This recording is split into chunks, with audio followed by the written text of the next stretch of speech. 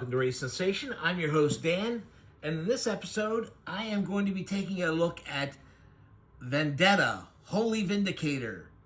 The first new issue in 30 years. This is issue number 5.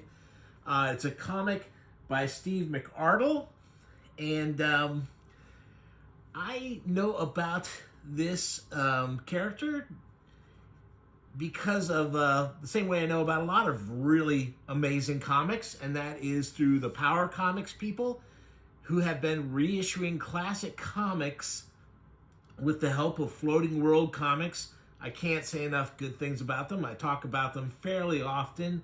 And when they first reissued a slew of comics that were originally put out mostly in the 80s and 90s, they've been reissuing these things.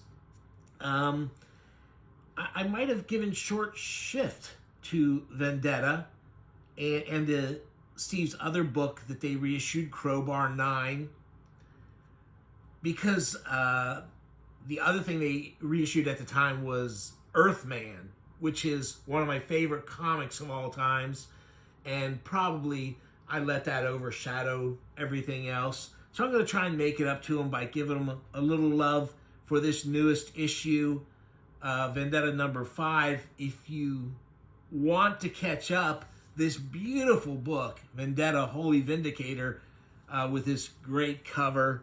This is the first 4 issues. There's Artillery. He had his own one-shot comic. Look at this monster. This a fellow who's trying to, the Holy Vindicator, Vendetta, was a scientist. His creation, his formula, was used against him to try and kill him, and he became this disfigured vigilante. And what's the name of this city again? I think it says in the beginning. I tell you what I'm going to do. I'm going to read. They have a little bit of setup here, just in case you haven't read this back issues. Damon Scott was a scientist working for ChemCorp when CEO Roger Stone plotted to steal his inventions and kill him with his own creation, Substance X-13. Left badly scarred, Scott survived and returned as the street hero of Omega City. I couldn't remember what it was called. Omega City. Vendetta.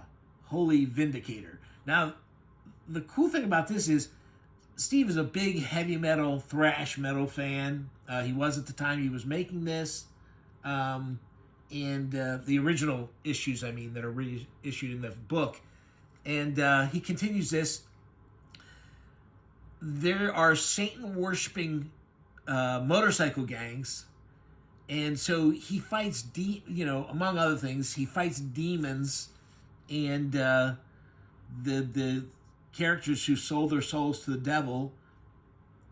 And I don't think you need to buy the book to enjoy this issue here. It's printed on that quasi-newsprint kind of thing, the current version of classic newsprint that some comics get a hold of, and I think that suits this artwork well. And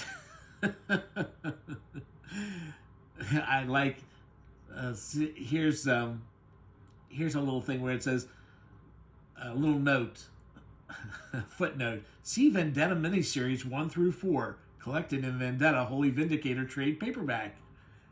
So this was a character that was hired to kill Vendetta, and he's saying, I want my money. I killed him, and he goes, but I saw him alive, still alive. And then it cuts to Vendetta, and he is hanging over a burning fire pit on an upside down cross, and here's one of those satanic motorcycle groups. And there's the leader of it is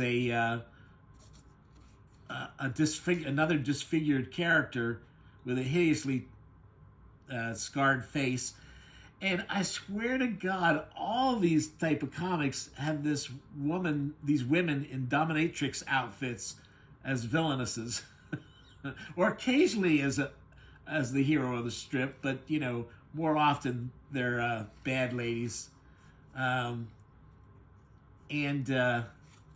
so they're going to sacrifice Vendetta to the devil, and of course they don't get a chance to.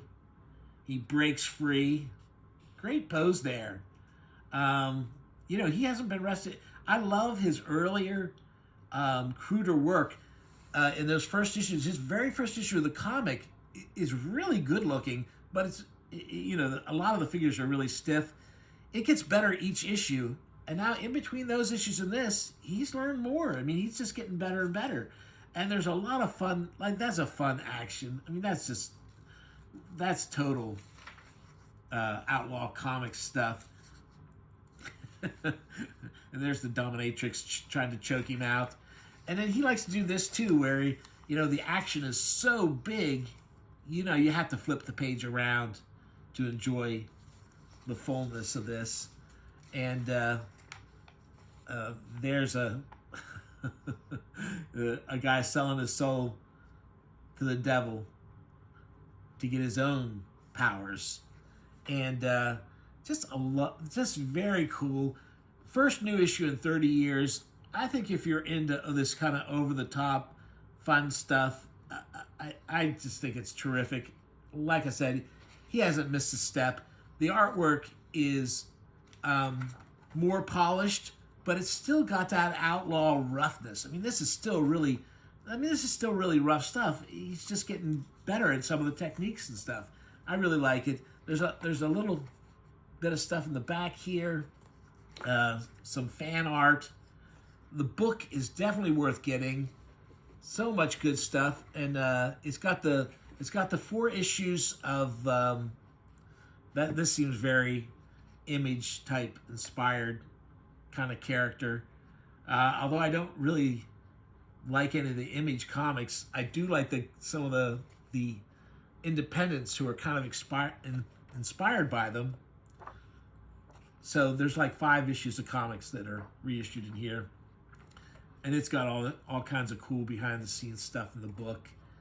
And Crowbar 9 is a good superhero versus aliens comic that he had started at the time.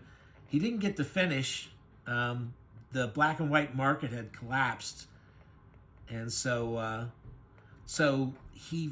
if you buy that comic, also from Power Comics Floating World, it finishes off that story that had never been finished off before. Although it feels kind of rushed, I will say that. I do mention that in the other video I did, but again, very worth getting. There's some cool stuff in the back here. There's some stuff that they printed on this gray paper. I guess that's how this newsletter originally came out, or how it was printed. But I cannot really read some of it because the print is so small, and then it's black on gray.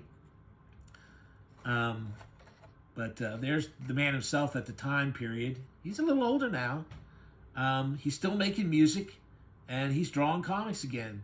So yeah, like I said, Vendetta issue 5 has finally arrived, and it's well worth getting.